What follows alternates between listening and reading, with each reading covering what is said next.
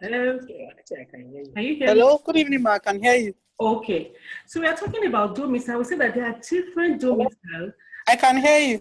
Good. Okay. I can hear you too now. There are different domicile, and then it is the domicile that now determines who it is. Now, don't forget that there are different parties in a marriage.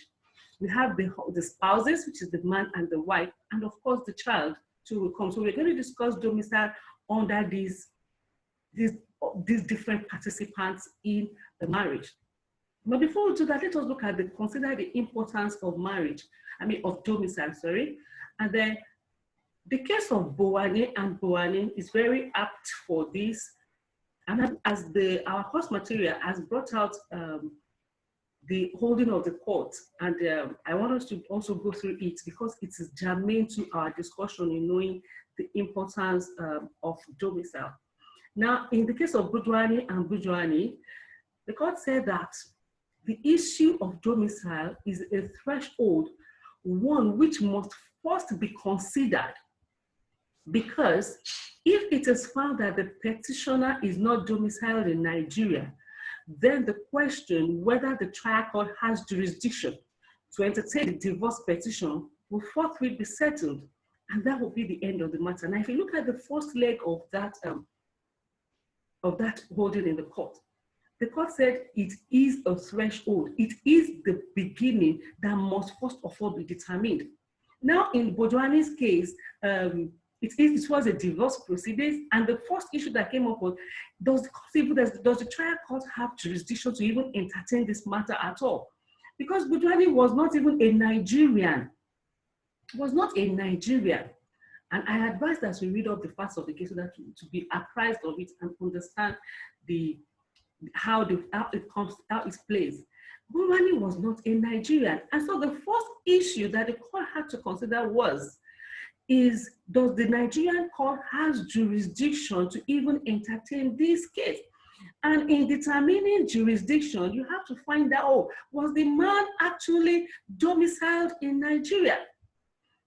Then, of course, you'll not be wondering, okay, what is the nature of the domicile? Of course, we're still going to go into the types of domicile to even determine whether a person was domiciled. Because the domicile we are talking about here, we are discussing, is not that, oh, I live in Abuja, or I live in Lagos, or I live in Ogun State or somewhere, and then that is where I'm domiciled. There are some rules that regulate domicile, and then we're going to go into that. But before we do, let us just continue. Then in that particular Bowane's case, the court also went further to say that the determination of domicile of a person is paramount to a case. And why is it paramount? Because it controls the legal rights of a person. It controls the legal rights. In the wordings of the court, the court said it often controls or determines where a person may exercise his right to vote or other legal rights and privileges, including the ascertainment of matrimonial domicile. Now, let us just give an example. Take, for instance, during an election in Nigeria, who has the right to vote? Nigerian citizens.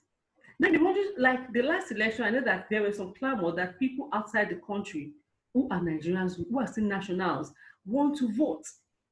So it means that these people are saying that, oh, by all means, they are still nationals of Nigeria. I would wish to exercise it.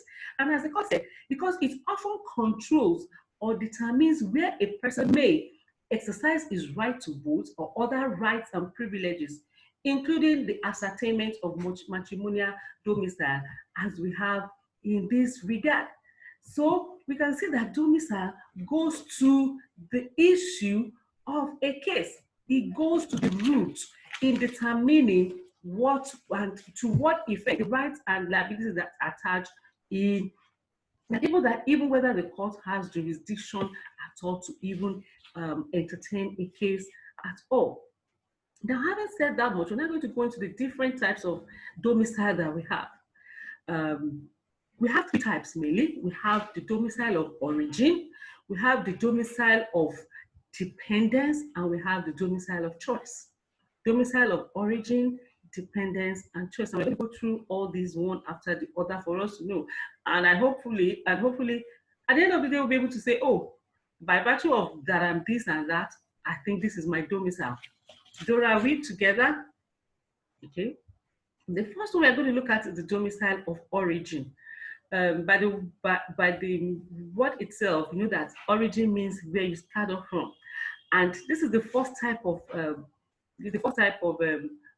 domicile that every person acquires. Every person acquires this type of domicile.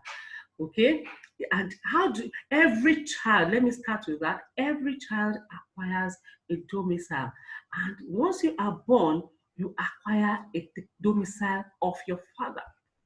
So when a woman delivers, that baby automatically assumes or acquire, let me use the word acquire the domicile of a child, of the father, and not the mother. A child adopts or acquires the domicile of the father, unless where it is an illegitimate child, then it now acquires the domicile of the mother. It now acquires the domicile of the mother. Or another situation where a child will acquire the domicile of the mother is where the father is dead, okay? And that child has not attained the age of majority. Otherwise, he cannot. So at the time of his birth, if the father was dead, the child acquires the domicile of the mother. And then another thing we should note about the domicile of origin, according to Sage in family law, it says that it is never lost. Domicile of origin is never lost. It is never completely lost. Okay? Rather, it becomes dormant. It becomes dormant until the other two domicile, which we have mentioned, the domicile of dependence and the domicile of choice, when they now become inactive, it arises again. And by the time we get to the other two, the discussion on the other two, we know how they come about and come to play. So a child at birth acquires the domicile of the father. Where the father died before the birth of the child acquires the domicile of the mother. Where the child is an illegitimate child. Now, I'm very careful to say that because under the law now we know that there's no illegitimate child.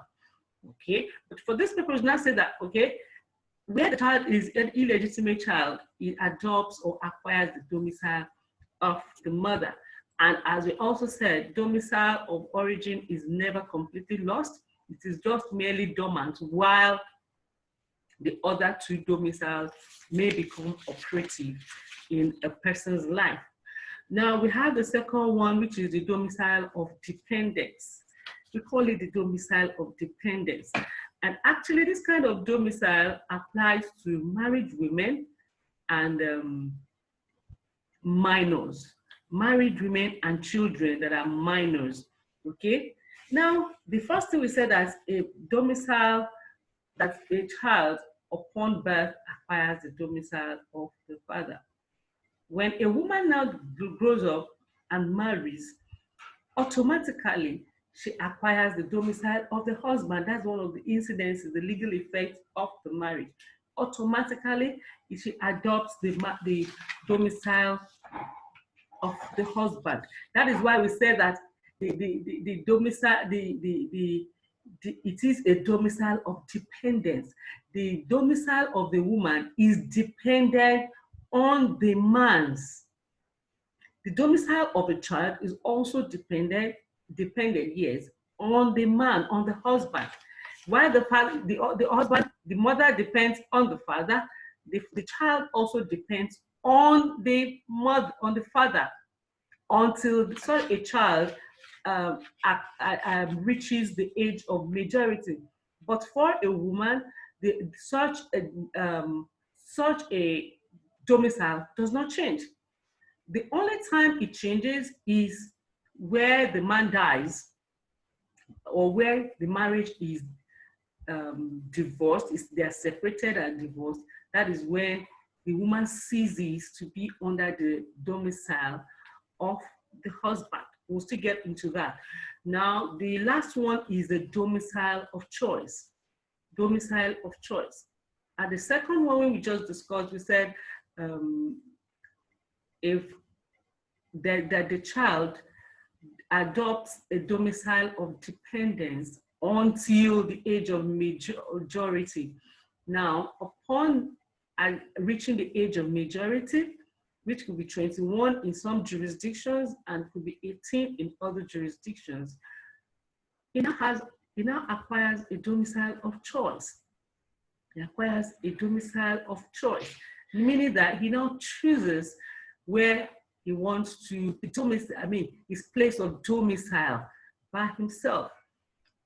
Once he reaches the age of majority, he can now have his own, he can now acquire a domicile of choice. It is now by his own choice. Right? Now, there are two conditions that are stipulated before a person can say that he wants to, that this is domicile.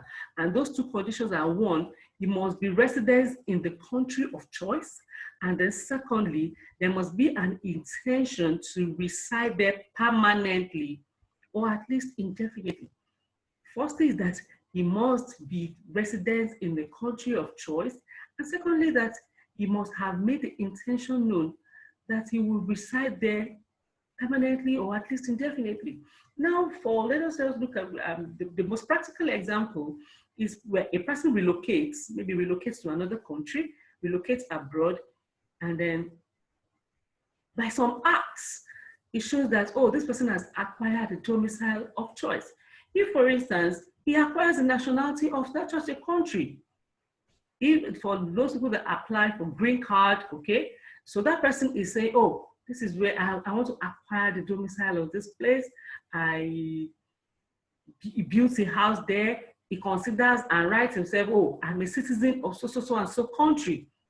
Then, oh, it appears, and when the court is able to infer from all such, even from a person's statement, from a person's actions, able to say, oh, he has acquired this domicile, and then it is said that, oh, this is a domicile of choice. Oh, he chooses to relocate to this country.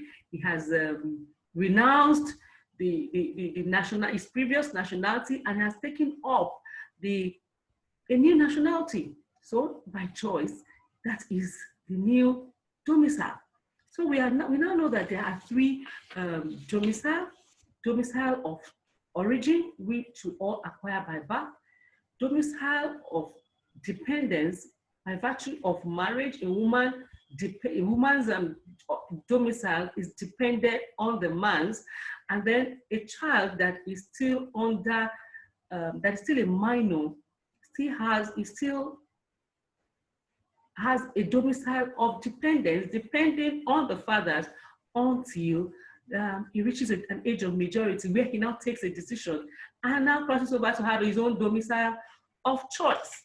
Now, having said that, although this has been coming up in the discussion, we now want to consider the domicile of a married woman and the domicile of the child, even though it has come up in our discussion, but we just say it and then we can move ahead. So we said immediately upon marriage, a woman automatically acquires the domicile of a husband. That is one of the legal effects of the marriage, that he has to be, he automatically acquires the domicile of the husband. Okay, so that is why we say that the woman has a domicile of dependence. It is dependence on the man, and it is a legal consequence. And this is the same position under the common law, that a woman's position is a woman's domicile is dependent on the man, okay? And even though it has been stigmatized that it is one of the last relics, barbaric relics of a married man, that a married woman must be dependent on the man. Now, let us look at the different situations that under different marriages. Like in 2 or 3 previous online classes, we discussed the type of marriages. We looked at void marriage, voidable marriage. Now, what happens? What is the nature of domicile in, firstly, a void marriage? What is the nature of in a void marriage? If you recall, or you can go back to the lecture links, we said a void marriage is one that never existed. It is void ab initio. The marriage was never in existence by virtue of so many reasons, which we outlined in that particular lecture, which you can also always refer to. So where a marriage is void ab initio, it never existed in the eye of the law. It means that even right from time, the woman never acquired, because it is not recognized in the eye of the law. Such a woman, her domicile never changed, because she has not acquired any right upon marriage, because in the eye of the law, they are not even married. So she has not acquired any right at all, okay? And since it's another reason for that is because it is a consequence, the domicile is a consequence of marriage. But since you are not married, after, right, that means the marriage, I mean that your domicile never changed. The domicile of such a woman never changed. And again, when a woman loses her husband, the marriage, then she ceases to be dependent on the domicile of the woman, of the man. She ceases to have a domicile of dependence. Now she can now determine to have a domicile of choice, okay, in that regard. Now, what about the minors? Who is a minor? Someone that is still that is not yet, they're still under the age of 18 or 21. Shola, you are welcome online. You're still trying to connect. Shola in Irana, you are welcome online. So we are talking about the domicile of a child now. We are saying that a child, if it's a legitimate child, it takes on the domicile of the father. If it's a legitimate child, it takes on the domicile of the father. I was reading something online that what about the position of an adopted child? And there are so many scholarly works going on with regards to the position of an adopted child. My own position is that there is no difference. Once a child, what is the position of an adopted child? By virtue of adoption, he acquires all the rights of the parents because it becomes a part of that family. My own position is that such a child adopts or acquires the domicile of the father. Now, there are so many debates and there are different legal opinions on this, but that is my own position, that once a child, since by virtue of adoption, he has become part of that family, he also he adopts or he acquires the domicile of the father. He acquires the domicile of the father. Okay, so now for the purpose of having now looked at the two different of the cases, I mean the two different situations or scenario of a married woman and a child. Now we go back to the topic at hand, which we said we are looking at jurisdiction in statutory marriage. We said that statutory marriage, I mean jurisdiction is based on domicile, and that is why we had to go into extensive discussion on the nature of domicile. Now we go back to having now established what we mean by domicile. We now know that there are different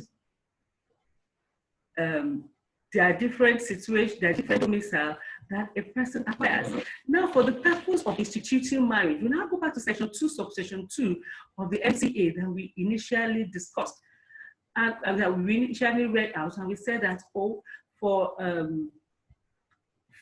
different decrees, matrimonial causes, that the person must be domiciled in Nigeria.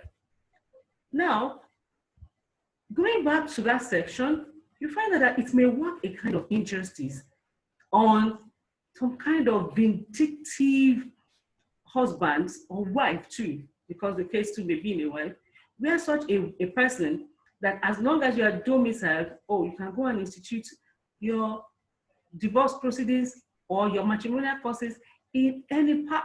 And as it's a sage, a learned author has said it, and I want to, he said, is there any means of preventing a vindictive husband or wife from filing a suit like 1,000 kilometers away from the town in which he and his wife are resident? Meaning that, oh, the fact that a person can say that, oh, this is his domicile, and because he wants to, he may use it to punish the other party, and go, and if they're residents in Lagos, he may want to go and institute his case in, say, in Maiduguri, so where the other party is unable to go and attend case. And for this has to become a disturbing practice, particularly by husbands who have the means to file an action in faraway corners of Nigeria, where their wives have absolutely no hope of defending the suit, where the wife has absolutely no hope of defending the suit. And we have seen this in several cases. We have seen this in several cases, as we see in the case of Adekoye and Adekoye. We have seen it in the case of Adegoroye and Adegoroye. They are all in our course material. I advise that we read it. You can also refer to family law by Itsesage or Uwogugu on family law. They are really very good. Okay? So we have seen this come to play where the issue of domicile becomes an issue where, for instance, one of the parties, in the case of Adekoye, while both parties were residents in Lagos, went to institute the case in another place, in Benin. And then the other party requested for a transfer back to Lagos, and then the issue of domicile came up. Hence, this holding. And so it becomes an issue. But what has the court decided? What has been the position of the law, rather? Let me say the position of the law. The position has not been that where a wife is deserted, like for instance, say a man deserts, you know that one of the grounds for dissolution of marriage is desertion, where you can prove that the man has deserted the home, that one of the parties has deserted, the other party can file for a divorce. Now, where such happens, where for instance, the man, let's just say you use the word man, the man leaves home and deserts and goes to another country. And then if the law is proved, the law is that the woman must file in the place of domicile, would she have to go and follow the man to go and institute? The position now is that where there is desertion, the deserted wife can institute at the last place of domicile. So if, for instance, they were domiciled in Lagos, and then she was deserted and the man moved to Maiduguri or to Kano or somewhere, or to Port Harcourt, the woman can institute the divorce proceedings, the matrimonial proceedings in Lagos, where her last place of domicile of the man, the last place of domicile where the man was domiciled, and that is now the position. Now, having said that much, we'll now quickly go into customary dissolution of marriage. And as you know that customary law is part of our laws in Nigeria. So as we consider it under the statutory law, we're going to consider the customary law marriage. Now, where a party under customary law, we know that customary law is the law pertaining which has been recognized as people recognize that law as binding on them. Now, the party that is asking for dissolution, for divorce, under the customary law, what are the grounds that a party may petition the court for divorce? I think we have discussed it previously. We discussed ill-treatment may be one of the grounds for dissolution of marriage. Impotence of the husband is another ground for dissolution under customary law marriage. Contagious leprosy disease is another ground. Adultery. Adultery, so that the petitioner has neither condoned nor forgiven. By the time we go into the next class, you know the different decrees and the bars to marriage, okay? Separation or desertion for a period of time is also a ground for divorce, for petition under customary law. Now, what is the position under customary law? Once the first thing is that where can you institute? So under customary law courts, we know that the customary courts are the courts that assume jurisdiction to entertain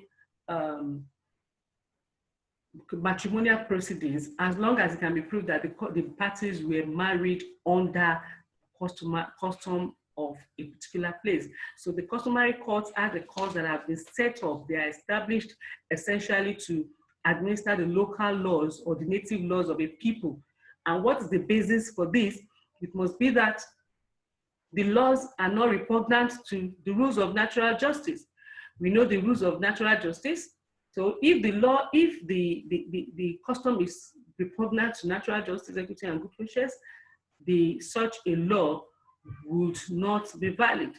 But what is necessary to state here is that the customary courts are those that have been set up and established essentially to administer the local laws of the native law. Okay? Now, the customary courts are vested with unlimited jurisdiction on all matrimonial causes and matters that involve marriage or anyone married under the law or arising.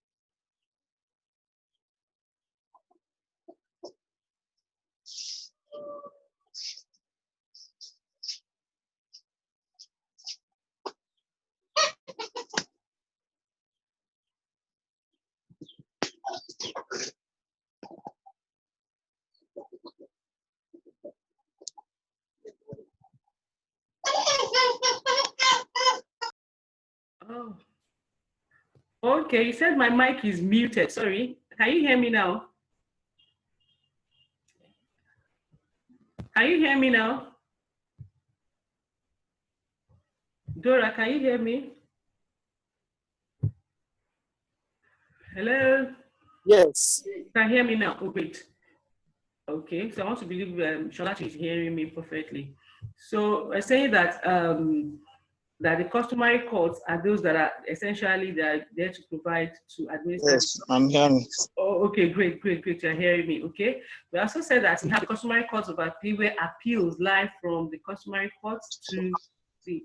Now, in this, we have these customary courts as area courts. Okay, we have them as area courts, while in the East we have them as customary courts. Okay, so, and as we said earlier, the customs that will be administered must be one that is valid. And if you can go back to your Nigerian legal system, you know that the test of validity of customary law. Okay, for it to be valid and binding, it must be proven to be that the people or the natives recognize it as law within their area. Also, it must not be repugnant. You know, the repugnancy doctrine must not be repugnant or must not be incompatible. You know, the incompatibility test too. It must not be incompatible with any law that is in force for the time being. And for that, I refer you to the case of Okpabo and Okay, we are having some issues with internet here, but let me just say quickly that it must also not also be incompatible, so it must pass the incompatibility test. And don't forget that under customary law, there are two modes of dissolution of marriage. We have the judicial mode and the non-judicial mode. Okay, and so the non-judicial mode is usually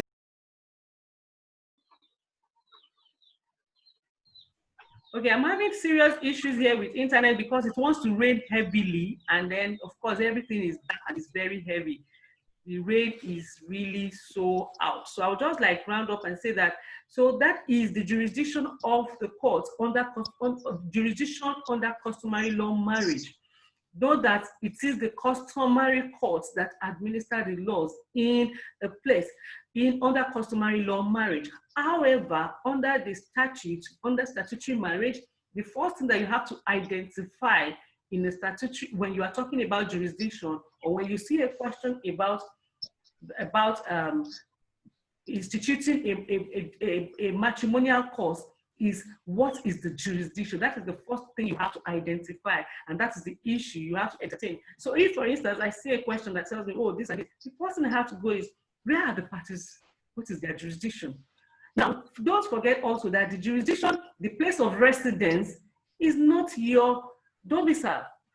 I may be resident in a place, but that doesn't mean that I am domiciled in that place. So you have to be able to distinguish between the two. Domicile of residence is different from the domicile of the three domicile that we have discussed: the domicile of origin, the domicile of dependence, and domicile of choice. And as I said, the domicile of choice. Now, the domicile of dependent of residence, a person where is resident, he may now decide, oh, I take it as my place, my domicile of choice, because I have the two conditions. You're able to infer it. Firstly, he has decided to live there and make it a permanent place, or to live there indefinitely. So once you're able to determine those two, you'll be able to say, oh, this person has made this residence his domicile of choice. I want to thank you, Shola, and I thank you, Dora, for being here today, for participating in class today. Sorry, the rain is really so heavy now, and then it's affecting internet connectivity. Thank you so much. Please stay healthy, stay safe, and stay at home. I look forward to seeing you another time. Bye.